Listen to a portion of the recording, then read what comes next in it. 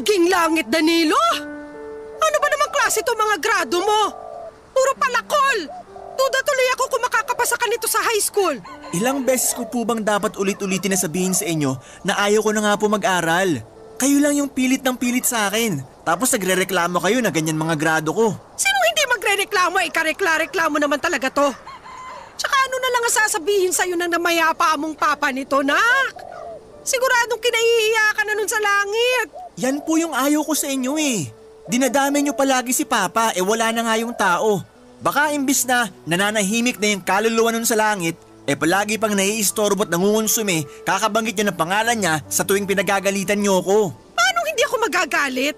Kagalit-galit naman kasi itong pinaggagawa mo sa pag-aaral mo. Baka nakakalimutan mong hindi ka bumabata. 20 anyos ka na, di ba? Opo. Sa edad na yan, dapat nasa kolehiyo ka na pero hindi ka pa nakakapagtapos ng high school. Ay nako, paulit-ulit naman po tayo eh. Konti na lang po, maiirita na talaga ako sa inyo. Aba? Ikaw pa umiga ng mairita sa akin, ha? Kasi naman po ang kulit nyo eh. Paano ako naging makulit kung kapakanan mo lang naman yung iniisip ko? Tsaka hindi naman ako makikinabang sakali makapagtapos ka ng pag-aaral. Ikaw din naman, di ba? Baka nakakalimutan mo na mas madali makapaghanap ng trabaho yung mga kabataang may tinapos. Alam ko naman po yun. Alam mo naman pala, pero palagi mong binabaliwala yung mga pangaral ko. Hindi ko po binabaliwala. Pero nakakaturete na kasi kayo eh. Tsaka para naman kayong di makaintindi. Ilang beses ko na sinabi sa inyo na ayoko na nga mag-aral. Ang tanda-tanda ko na rin para pumasok sa eskwelahan. Siyempre nahihiya na rin ako, no? Mas mahiya ka sa akin dahil ako nagpapaaral sa'yo. Hindi ko naman po sinabi na pag-aralin niyo ako ah. Tsaka ako makakumpara kayo sa akin sa ibang tao. Lalo dun sa mga anak ng mga kazumba nyo na nakagraduate na. Akala nyo naman talaga na pakinabangan nila yung mga tinapos nila. Anong ibig mong sabihin? Yung anak ng kumare nyo, tinapos pagkapiloto pero nasan ngayon? Di ba nasa call center kasi practical daw? Grabing pagsasayang ng pera naman yun, makapagtapos lang siya ng kurso niya na kung tutuusin, mapapamura ka sa mahal tapos babagsak lang sa ganun. Tapos yung isa pang anak ng kumare nyo, IT naman ang tinapos pero nauwi lang sa pagre-repair ng mga gadget sa palengke. Hoy, ano masama ron? Wala, pero pwede naman yun matutuhan kahit di ka nakapagkolehiyo eh. Aksaya lang sa pera na pinag-aral pa sila ng ganun, tapos dun lang sila mapupunta. Di ba para namang mas nakakahiya na sabihin may tinapos ka pero di ka sa larangang yun nagtatrabaho? Hindi nakakahiya yun. Dahil anong malay natin sa pinagdadaanan nila, di ba? Malay mo, ilang beses sila nag-a-apply ng trabaho na may kinalaman sa kurso na tinapos nila pero walang bakante o maraming kakumpetensya. Kaya nag-iba na lang sila ng pinasukan. Hindi masama yun kasi hindi naman sila nagnanakaw. Tsaka wag mo nga akong bigyan ng katwiran na mas maigi na wag na lang magtapos ng pag-aaral kasi pwede lang yon kung madiskarte ka. Para nyo na rin pong sinabi na di ako madiskarte ah. O buti alam mo. Sakit nyo naman po magsalita. Totoo naman sinasabi ko ah. Napakakupad mo. Hindi ka mautusan sa bahay. Reklamador ka, kulang ka rin sa diskarte. Kaya paano ka aasenso sa buhay niyan? Yun na nga lang pag-aaral mo ang susi. Para kahit paano magkaroon ka ng alas pag naghanap ka na ng trabaho. Hey, ewan ko na lang talaga sa yung bata ka. Baka sa kangkungan ka na lang pulutin pagdating ng araw.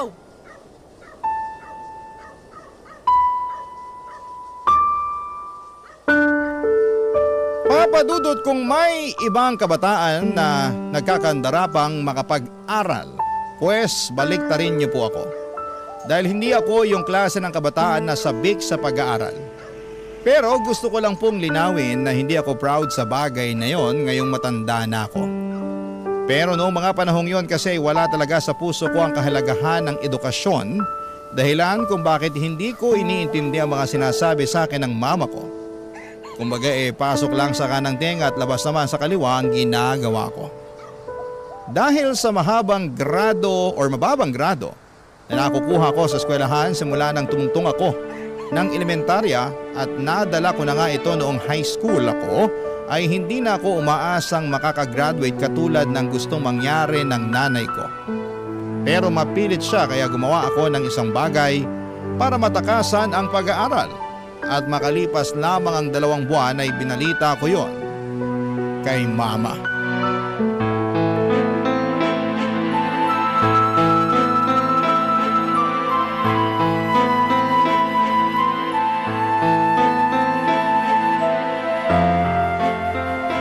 Anong mumuntok-mul ka.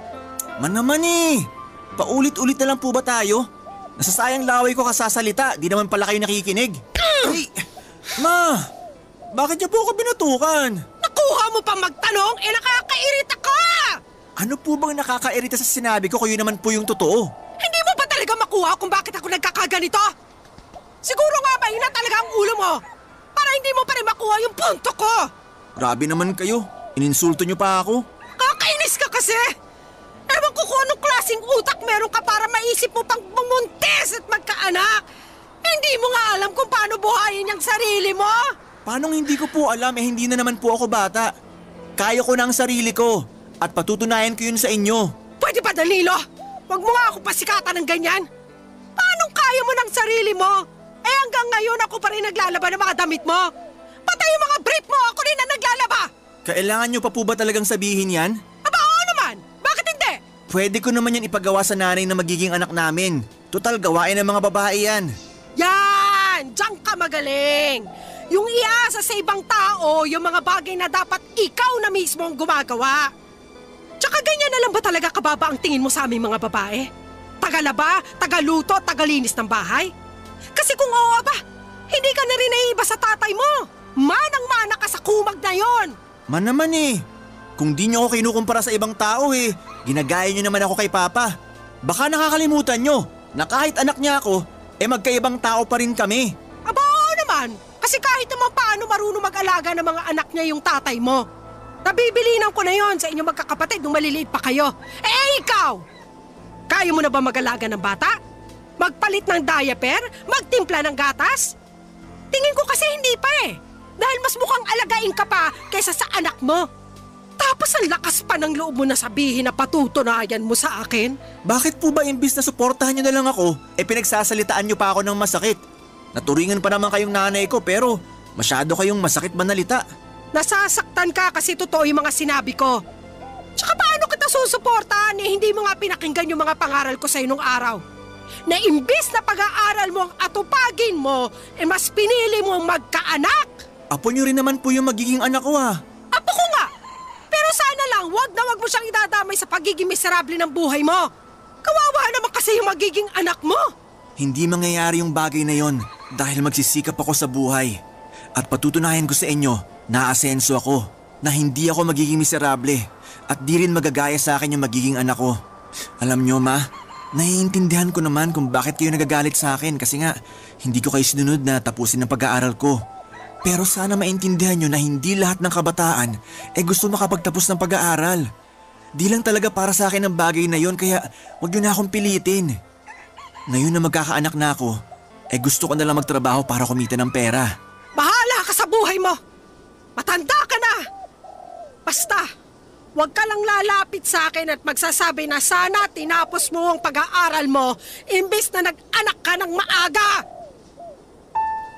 Papa Dudut, aminado ako na wala pa akong alam sa pagkakaroon ng anak at tama naman lahat ang mga sinabi sa akin ni Mama noong sinermonan niya ako. Pero nang mga panahong yon, alam ko sa sarili ko na mas gusto ko nang maging tatay kesa tapusin ang pag-aaral ko. At kahit na nakonsensya pa ako ng bahagyan ng umiyak si Mama, ay tinatagang ko na lamang ang aking loob at sa huli ay tuluyan na akong nawala ng pakialam sa damdamin niya. Para sa akin, matanda na ako para patuloy pa rin niyang pakialamanan sa kung ano ang desisyon na gusto kong gawin sa aking buhay. At para sa akin, Papa Dudut, ay kakayanin ko naman siguro magtrabaho upang kumita ng pera nang sa ganon ay may maipangtustos ako sa aking anak. Kaya nga kahit na hindi masaya ang nanay ko sa nangyari, ay pinangatawanan ko pa rin ang kagustuhan kong magkabibi na noong mga panahong yon. Papa Dudut. Barangay Love Stories. Barangay Love Stories. At dahil nga sa hindi ko na tinapos ang pag-aaral ko, ay hindi na rin po ako nakagraduate ng high school, Papa Dudut. Sobrang laki ng panghihinayang ng nanay ko dahil 1 taon na lamang ay hindi ko pa raw pinagbigyan. Patuloy pa rin niyang sinumbat sa akin ang lahat ng pera na ginastos niya, pambaon ko at pagbibigay niya para sa mga projects noong araw na nag-aaral pa ako. Bagay na kinainis ko talaga ng husto sa kanya. Sa huli wala na rin naman siyang nagawa sa desisyon ko na mas piliin ko ang aking anak. Kaya lang inarealize ko na mahirap pala talagang kumita ng pera. Maswerte kami kasi pensyonado ang namayapa naming tatay, kaya naman kahit papaano ay may nakukuha ang nanay ko. Namatay kasi ang tatay ko noong nasa second year high school pa lamang ako at kabilin-bilinan nga niya kay mama na pagtapusin ako ng pag-aaral. May mga nakatatanda akong kapatid na meron na rin namang trabaho, pero dahil pamilyado na rin sila ay limitado na lamang ang perang na ibibigay nila sa bahay. At dahil nga sa hindi ko pa kayang makapagbukod noon ay sa bahay ko muna itinira ang aking mag-ina. At naging maayos naman ang relasyon ng nanay ko at ng kinakasama kong si Lena, Papa Dudut.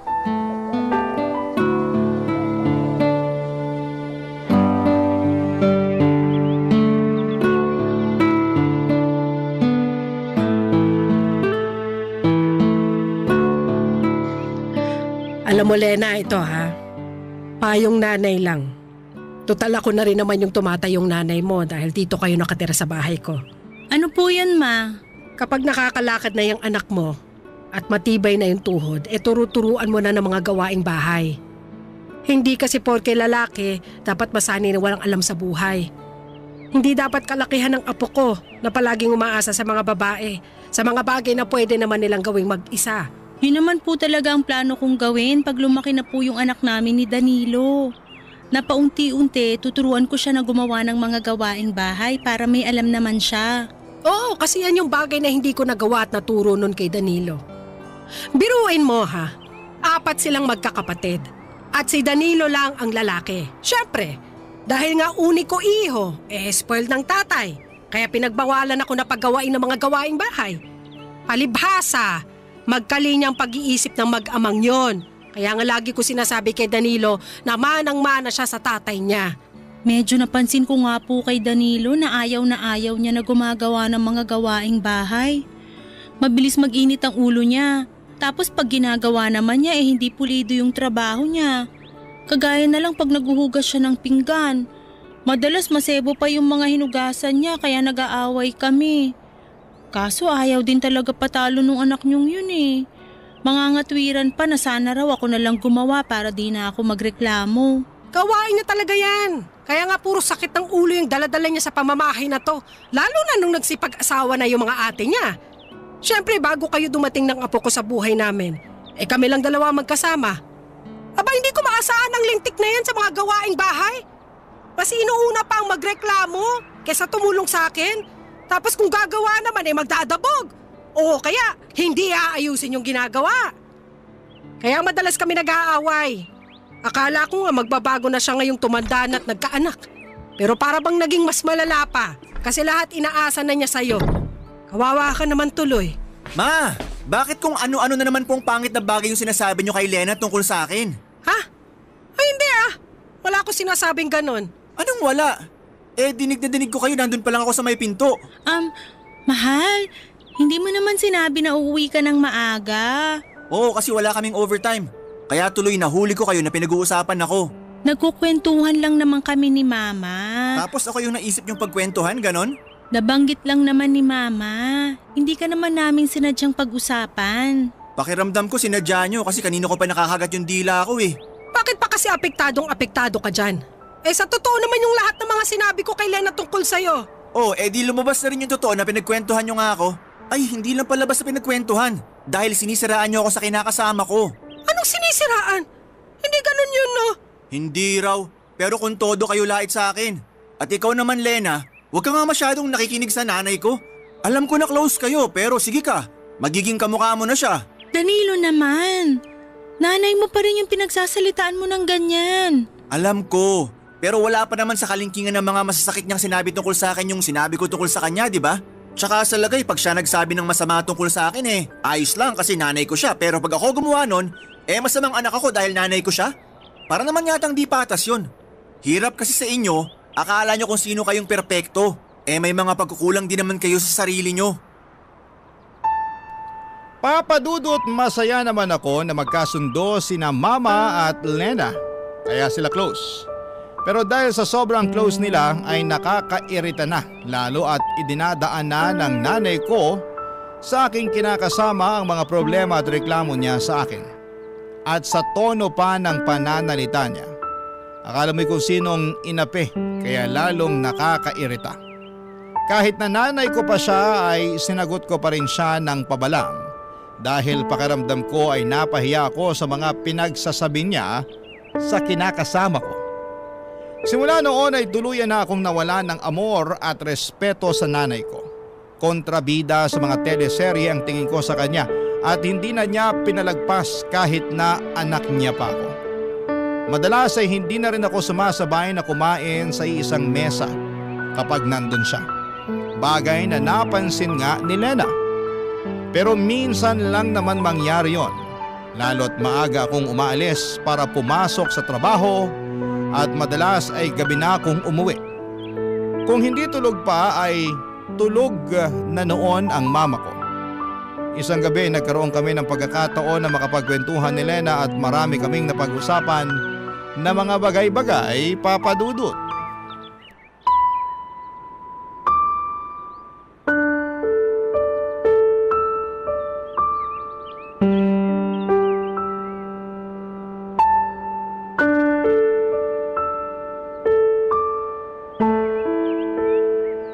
Namimuhan ka na naman dahil 5 beses kang na-late sa cut-off nyo.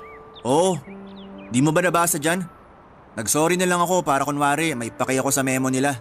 Paano nangyari yun? 10 minuto lang naman yung layo ng tinitira natin sa pinapasukan mo. Paano ka nalilate? Ha? Ano kasi? Ano? Ang nilagay mo lang kasi rito sa incident report mo hindi na mauulit. Ano yun? Wala man lang rason. Wala rin namang kwenta na magrason pa kasi nandyan na nga yung memo, di ba? Sige. Balik tayo sa tanong ko. Ano nga yung rason? Bakit ka nalilate? Bakit kasi inaalam mo pa? Kita mong tapos na naman, di ba? Sagutin mo na lang tanong ko. 1, 2. Oo na. Ikaw talaga, ano? Ginawa mo pa akong bata. May nalalaman ka pang pabilang-bilang dyan. Danilo, 3. Huwag mo nang hintaying mag-4, makakaltukan kita. Minsan kasi, hindi namin napapansin ng mga kasamahan ko na 8:00 na pala. Tapos napasarap pa yung yosi at kwentuhan namin sa kantin. Ang aga-aga namang chismisan yan. Hindi naman palagi. Anong hindi palagi? Nung nakaraang buwan namemohan ka rin dahil panay ka over break. Tapos magdadahilan ka pa na hindi palagi. Alam mo, lokohin mo na lelang mo, wag ako. Oh, ayan ka na naman. Nagagalit ka na naman. Sige nga. Sabihin mo, paano ako hindi magagalit habang tumatagal papangit ng papangit tong record mo sa kumpanya nyo Parang kailan ka lang naman nagsimula rito. Baka nakakalimutan mong hindi ka pa nga regular dito pero wagas na tong mga memo mo. Malapit ko na tong ipalaminate at i-display dyan sa dingding ng bahay natin. Sige ka. Grabe naman. Ano yan, wall of shame? Bakit hindi? Mukha naman kasing proud na proud ka pa sa mga memo mo. Kaya i-display na natin para naman makita ng mga bisita ni Mama. Alam mo, kakadikit mo kay Mama. Nagiging kaugali mo na siya. Anong sinabi mo? Katono mo na rin siya magsalita. Yung pagganyan mo ba? Yung may nalalaman ka pang display. Ganyan-ganyan si Mama sa akin nun Kadidikit mo kasi sa kanya, kaya nahawa ka na ng ugali niya. Ano namang masama doon? Masama yun. Kasi pareho na kayong nakakainis. At kami pa palang nakakainis. Kasalanan ba namin na nagkakaintindihan kami pagtungkol sa iyong usapan? Saka wag mo ngang ibahin ang usapan. Wag mong isali yung mama mo rito kasi labas siya rito. Hirap sa'yo, hilig mo mandamay ng iba Bakit kaya hindi mo ayusin at baguhin yung ugali mo, no? Sobra ka naman. Sobra na kung sobra, pero pamilyado ka na. Hindi ka na binata na pwedeng magpabanjing-banjing sa trabaho mo. Di na pwede yung aalis ka kung kailan mo gusto, lalo na may anak ka nang sinusuportahan. Hindi ko naman kayo pinababayaan May nabibigay ako sa iyong pera tuwing sahuran. Meron nga, pero kulang. Alam mo, di naman ako magrereklamo kung sapat lang talaga Pero mapapanot na lang ako sa kakabudget, hindi ko talaga mapagkasya yung sahod mo. Buti sana kung hindi ka pala hingi ng masarap na ulam. Gusto mo pa palaging nagkakarne. Palibasa wala kang alam sa presyo ng kilo nun sa palengke. Ay, magkaroon ka naman ng pangarap para sa amin ng anak mo. Paano tayo makakaipon para makabukod niyan kung ganyan ka magtrabaho? Please Danilo, ayusin mo naman. Papa Dudut, kahit na nainis ako kay Lena dahil sa dami ng mga issue na sinabi niya sa akin, hindi lang sa trabaho kundi sa nanay ko na rin, ay alam ko sa aking sarili na totoo naman ang lahat ng yon. Paiba-iba ako ng mga napapasukan at wala akong naging permanenteng trabaho dahil sa dami ng problema ko. Kadalasan po ay tungkol yon sa pakikisama at minsan kasi sobra-sobra tapos ay minsan naman ay kulang na kulang. Madali rin akong magsawa at tamarin sa isang bagay na paulit-ulit ko nang ginagawa.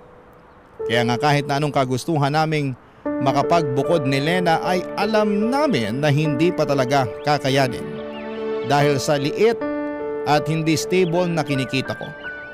Tapos imbes na magsikap sa pagtatrabaho at lumakas ang aking loob para mas makapagpatuloy ay na-depress ako. Pakiramdam ko ay naparalisa ang buong katawan ko sa mga problemang binato sa akin ng kapalaran. Kaya naman hindi ako makakilos ng maayos ng mga panahong yon. Papa Dudut. Barangay Love Stories. Barangay Love Stories. Papa Dudut, hindi na nga ako produktibo sa aking ginagawa ay natanggal ako sa pinapasukan ko ng mga panahong yon. Pero inilihim ko yon kay Lena dahil baka mag-alala siya at mamroblema. Nakiusap na lamang ako sa iba kong kakilala sa dati kong mga pinasukan na bigyan ako ng racket para naman kahit papaano ay may kitain ako, pero alam ko na niloloko ko lamang ang aking sarili dahil hindi matatapatan ng mga barya-baryang kita ko ang sinesweldo ko kada kinsenas at katapusan sa dati kong pinapasukan na kalkulado ko na ang aking kikitain. Kaya naman napansin nyo ng misis ko. Kaya para mapagtakpan na natanggal ako sa trabaho at makapagbigay pa rin ng pera kay Lena nang hindi niya pinagdududahan ay nangutang na nga po ako. Alam ko naman na mapanganib yung ginawa kong yon pero ayoko lang talagang mag-away kaming dalawa. Saka hindi pwede na mawalan ako ng perang pambigay dahil nga may anak kami na sinusuportahan ko. Kaya lang ay lumobo lang ang utang na yon. At umabot na sa punto na hinahunting na ako ng mga pinagkakautangan ko. Kaya wala na rin po akong nagawa kundi ang magsabi kay Lena at tulad ng reaksyong inaasahan ko ay nagalit siya sa akin ng husto. Papa Dudut.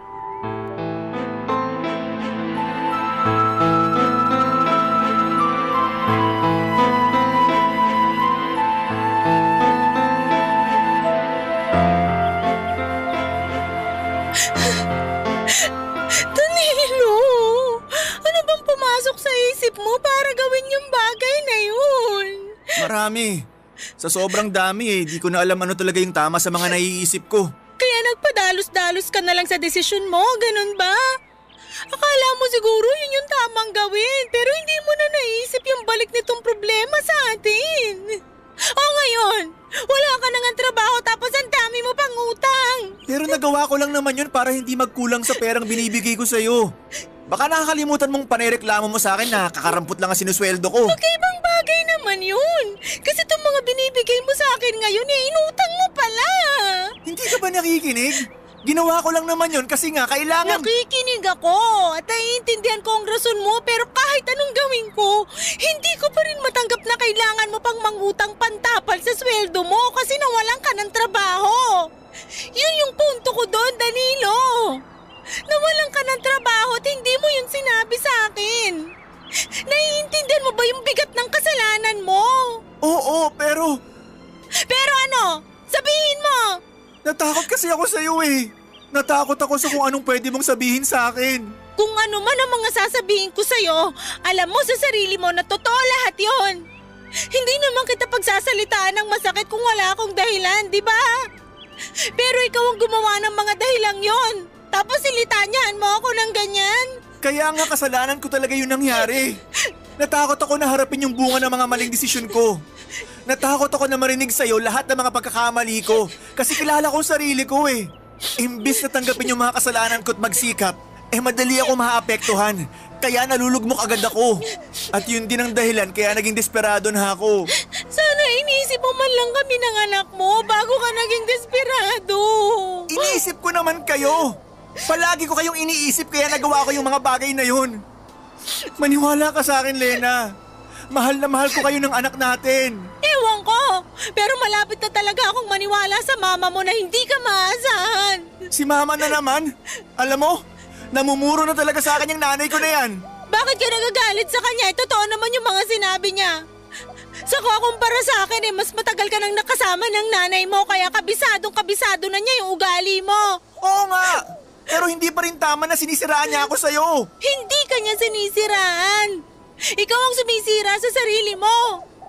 Pwede ko naman kasing hindi paniwalaan yung mga sinasabi niya dahil araw-araw nagbabago ang tao para sa ikabubuti niya. Pero hindi mo yung magawa sa sarili mo.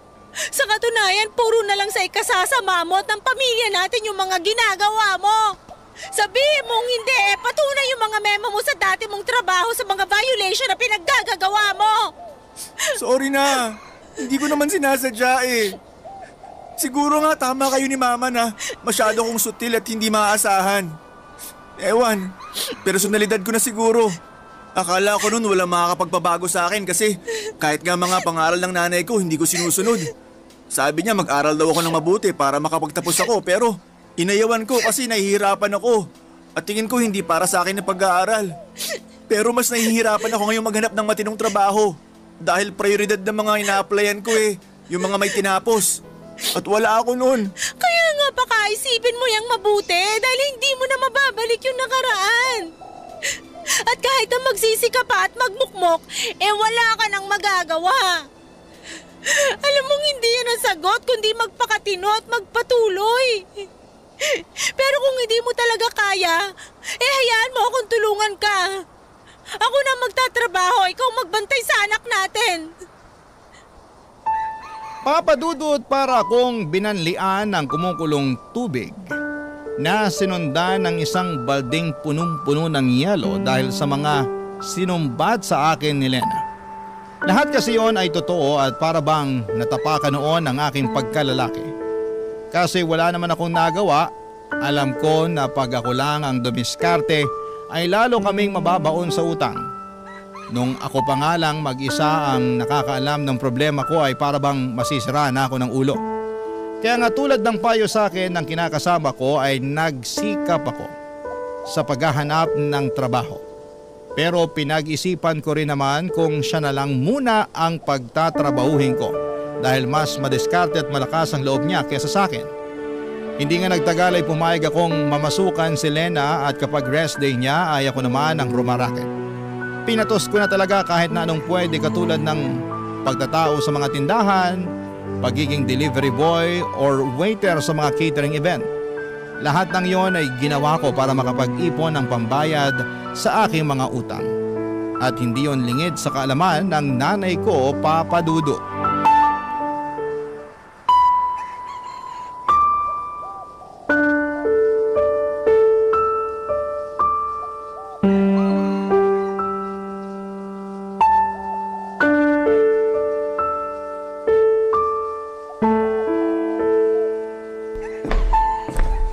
Ma, pwede ba mag-usap tayo? Anong pag-uusapan natin? Kita mo nagbabasa ako ng pocketbook eh. Mamaya na lang po kayo magbasa. Importante po kasi to. Ano ba kasi yun? Kagabi po dun sa birthday party ng kumare nyo.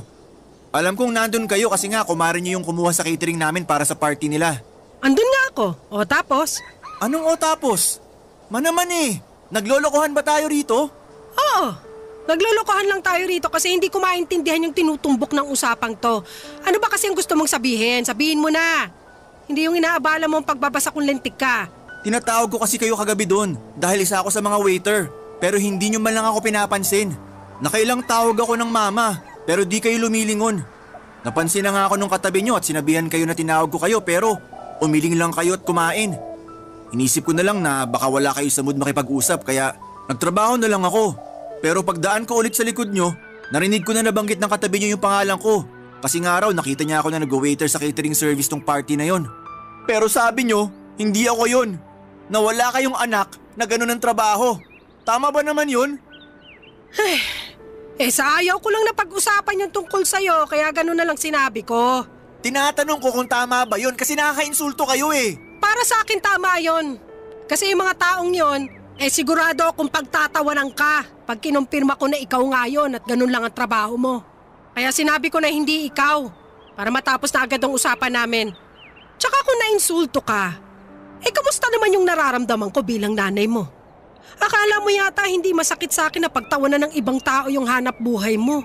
Kasi maliit yung kita, ganito ganyan. Lalo alam ko naman sa sarili ko na ginawa ko ang lahat para mabigyan ka ng mabuti at maayos na kinabukasan. Hirap sa inyo, inuungkat nyo na naman yung nakaraan eh. Ang problema rito yung pagtanggi nyo sa akin na anak nyo. Bakit ka nagagalit sa bagay na yon? Kasalanan ko ba? Na hirap akong ipagmalaki ka dahil sa ugali mong yan? Kung yung pagiging sutil ko nung araw ang sinasabi niyong ugali, nagbago na ako. At nagsisikap na ako ngayon para sa pamilya ko, ma. Dapat lang naman talaga na magsikap ka. Dahil nabanggit sa akin ni Lena na marami ka raw pinagkakautangan na kailangan mong bayaran. At lahat ng yon ay kagagawa ng padalos-dalos mong desisyon sa buhay. Kahit nanay mo ko sumuko na ako sa ugali mong yan. Kaya hindi mo ako masisisi kung ganito ako sa'yo ngayon. Para sa akin, pambawi ko to sa lahat ng konsumisyon na pinaranas mo sa akin nung araw. Kumbaga gusto ko na lang na hindi mangonsumi sa'yo. Lalo na't nandyan naman na yung kinakasama mo. Kawawa nga lang siya kasi ang bata-bata pa baka tumanda agad kung hindi ka magbabago. Alam mo Danilo, imbis na umiyak-iyak ka dyan o magtampo-tampo, mabuti pang gawin mo pagtuunan na lang ng atensyon ng buhay nyo. Magsumikap ka para makabayad ka sa mga utang nyo. Magpakatino ka sa pagtatrabaho para matustusan mo ang mag-ina mo. Patunayan mo sa akin na responsable ka na. Baka sakaling magbago ang tingin ko sa'yo at maipagmalaki na kita. Papa Dudut, alam kong masakit ang mga sinabi sa akin ng mama ko. Pero wala naman akong magawa dahil lahat ng yon ay totoo at tagos sa buto. Kasalanan ko naman talaga ang mga maling desisyon ko sa buhay kaya naging pangit ang resulta nito. At ang masakit pa ay karamay ko pa sa mga kamalasang yon si Lena at ang aming anak.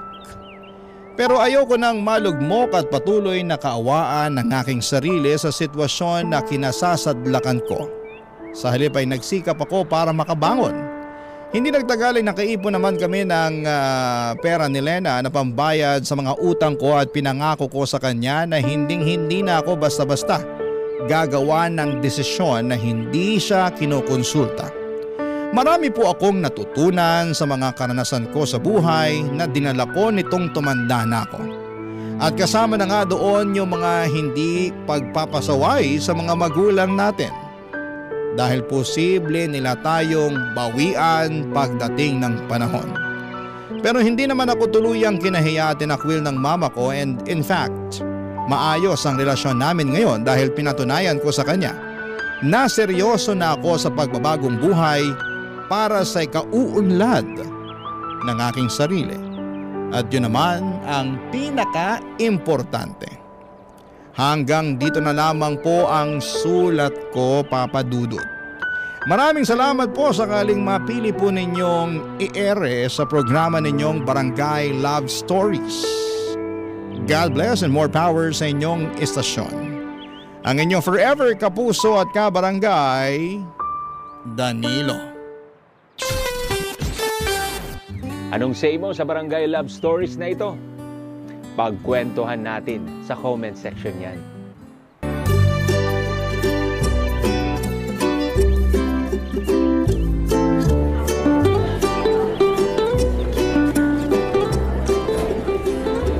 Kuya! Bakit? Nawawala ako Hindi ko mahanap yung classroom ko. Alam mo ba kung saan tong classroom na to? Ito Sandali, patingin nga ulit. Okay, tamang-tama. magkaklase pala tayo. Ay, salamat naman. Mapapadali na rin ang buhay ko. Kanina pa ako kasi nahihilo eh. Lika, sumama ka sa akin.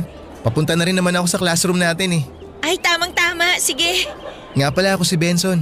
Hello, ako naman si Melissa. Transferi ka dito, no? Ngayon lang kasi kita nakita eh. Oo.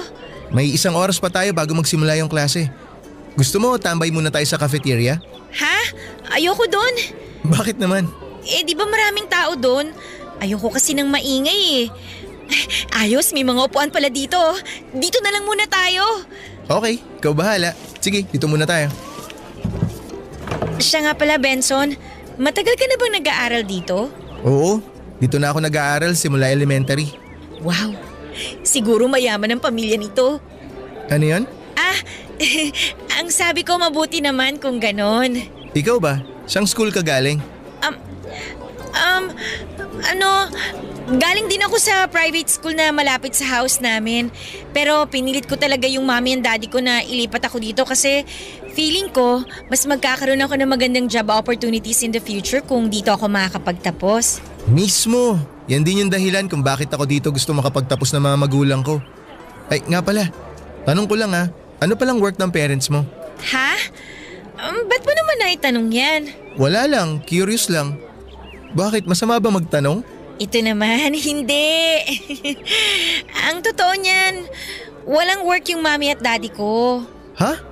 Unemployed, ganon? Hindi na nila kailangang maging employed kasi may small business kami.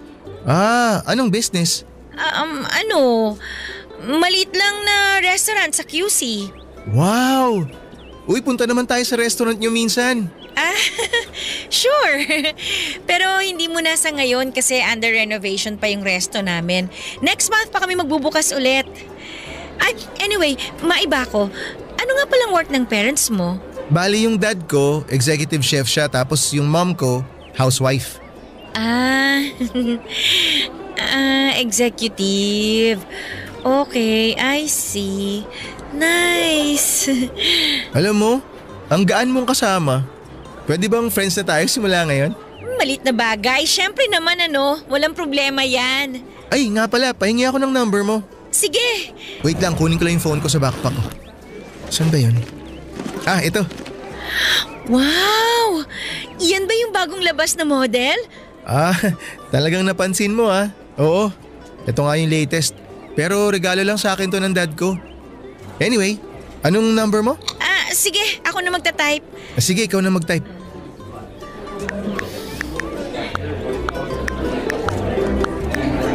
Eto na yung phone mo. Thank you Tawagan ko yung cellphone mo para ma-save mo yung number ko. Wag! Ha? Bakit? Hindi ko kasi dala yung cellphone ko kasi nasira kasi yung phone ko Oo, tama, nasira. Tapos kaka-pre-order ko lang ng bagong phone. Tapos hindi pa dumadating. Pero don't worry. Eto papel tsaka ballpen. Isulat mo na lang yung number mo dyan para ma-save ko kagad yung number mo kapag dumating na yung in-order kong phone. Sige. Isusulat ko na lang number ko dito sa papel. Eto. Yan. Thank you. Halika na. Pasok na tayo sa classroom. Hindi ko na po mabilang kung ilang beses akong nagsinungaling kay Benson noong araw na yon. Kung ano-ano na lamang talaga ang sinabi ko. Lahat para lang maitago ang katotohanan at para hindi siya magduda o mahalata na galing ako sa isang mahirap na pamilya.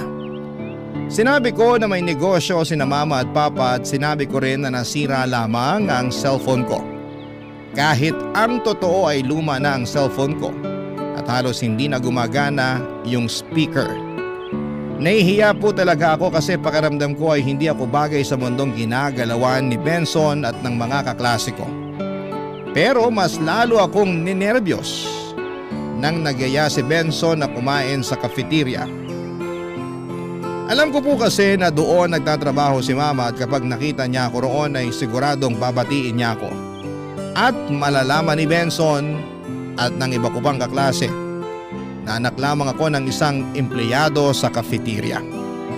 Noon pa man ay may takot na akong baka ma-judge nila ako o baka tingnan nila ako ng mababa dahil lamang sa estado ng pamilya ko sa buhay. Kaya kahit alam kong mali ay ginawa ko ang lahat para maitago ang katotohanan. Alam ko pong may mga makakarinig ng kwento kong ito na maiinis o hindi makakaintindi, pero sana'y maunawaan ninyo ako na lumaki akong laging nasa gilid, laging naiiba at ngayon lamang ako nakapasok sa ganitong klase ng mundo.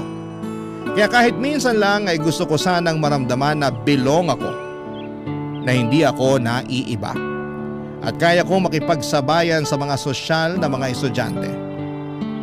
At nung nakapasok na kami ni Benson sa classroom namin ay mas lalo pa akong kinain ng insecurities ko. Sa harapan kasi namin may nakaupo na isang napakagandang babae. Ang kinis ng kutis, ang buhok ay halatang bagong ribbon. Ang gamit niyang cellphone ay pareho sa cellphone ni Benson at kitang kita talaga na talagang mayaman siya. Mamahalin ng bag, ang sapatos at pati na rin ang relo. Habang tinitingnan ko siya ay parang lalo akong nanliliit sa sarili ko. Lalo kong nafe-feel na hindi ako kabilang sa mundo nila. Hindi ko napigilan ang sarili ko at nagtanong na ako kay Benson kung sino yung babae na nasa harapan namin, Papa Dudut.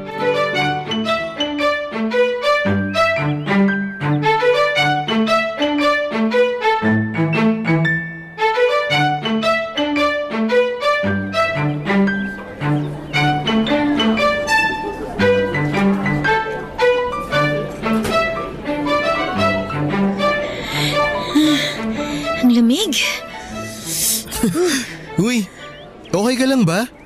Ba't namumutla ka dyan? Paano ba naman kasi? Ang lamig-lamig ng aircon dito. Ha? Talaga ba? Okay lang naman yung temperature ng aircon sakto lang. Bakit? Di ka ba sanay sa aircon? Ito talaga, patawa. Siyempre sanay ako doon, no? Duh. Pero, ano kasi, feeling ko lalagnatin ako. Kaya eto, mabilis akong giniginaw. Ah, okay. Siya nga pala, Benson. May itatanong ako sa'yo. Ano yun? Sino siya? Sino? Ayan o, yung babaeng nasa harap natin. Ah, si Avery ba? Oo, ang ganda niya, no? Okay lang. Oh, bakit parang hindi ka naman sang-ayon sa sinabi ko? Talaga maganda naman siya. Hindi kami close niyan eh. Bakit naman? May ugali kasi yan. Paano mo naman nasabi? Sakit sa ulo ng teachers yan dito. Grades niyan, puro pasangawa. Ah, ganun ba? Ba't mo naman biglang natanong si Avery? Teka, huwag mo sabihin sa akin na iinggit ka sa kanya. Ito naman, nagagandahan lang ako sa kanya, yun lang yun. Kasi kung naiinggit ka sa kanya, sinasabi ko na sa'yo. Hindi ka dapat mainggit. Eto atin-atin lang to, huwag ka maingay Sige, ano ba kasi yun? Yang si Avery, mata pobre yan. Alam mo ikaw, kalalaki mong tao, pero tsismoso ka. Hindi ko ugali ang manira ng kapwa, no? Talagang mata pobre lang yan. Kasi may isang beses, narinig ko yan sa hallway kausap yung mama niya. Totoo ba? Anong sabi niya sa mama niya? Pinipilit niya yung mama niya na paalisin yung maid nila kasi amoy pulubi daw. Seryoso ba? Oo. Kaya di ko kinakausap yan eh. Well, pwera na lang kung may group activity na kasama siya. Pero bukod dun, hindi ko pinapansin yan. Kala ko nga magkaibigan kayo niyan eh. Paano mo naman nasabi na magkaibigan kami ni Avery? Pareho kasi kayong mukhang mayaman at pareho din kayong… Parehong ano? Ano, parehong may tsura. Ah, so sa tingin mo gwapo ako?